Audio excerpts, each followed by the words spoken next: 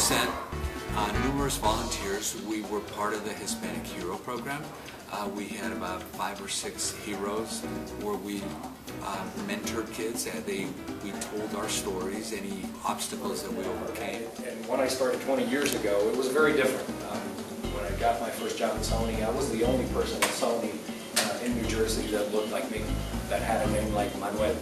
There were no Manuel or Pedro or Paco or no nothing. There were a lot of Jims and Bobs. So I stuck out a lot. And I noticed, because I mean, you look around and you kind of tend to look for people that look like you, and there were no people that looked like you. We delivered, I just got out of delivering workshops to all the kids and talked about careers in technology, careers that if they pursue their education, that they could potentially be interested in. Really meant to be carried around that much and stuff like that, like maybe you've created a new design in terms of a house or anything. If I wanted to, I could actually, I mean, you know, like I said, you could be anywhere in the room, right? So if I would walk, I can walk all the way across. It's turned on me, and as long as you have positioned yourself well by effort and, you know, doing a good job, then you're going to have the flexibility where if you decide you always have. The Hispanic College Fund does with the institutes across the country is very beneficial. I mean, the numbers that are produced speak for themselves. I mean, 89% of the kids that go through these 4-day programs go on and enroll and attend college.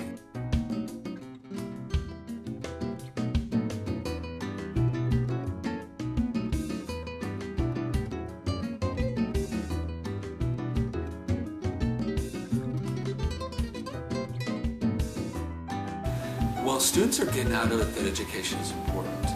Intel and many high-tech companies, many companies, they don't have to be high-tech, believe in education. Our future is with these kids.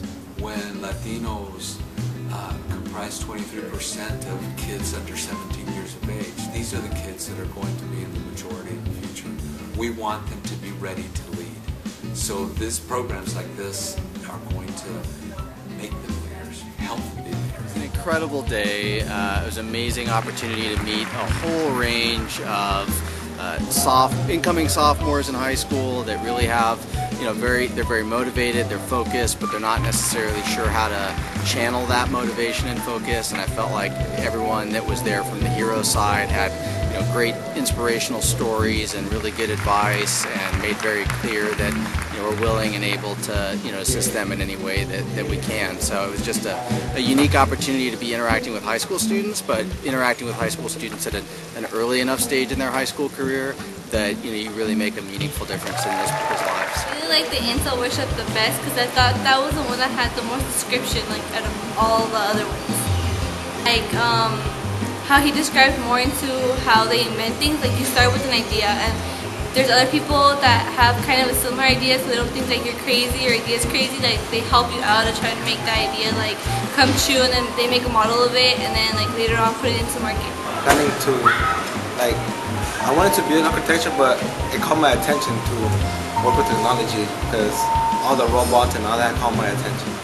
My favorite workshop was Intel because they actually know how to talk really well, and it seemed interesting to know that there's a lot of people that actually work there. Thank you, Intel! Thank you, Intel. Thank you, Intel, for what you're doing for us. Intel! Alright, thank you, Intel. Bum, bum, bum, bum, bum.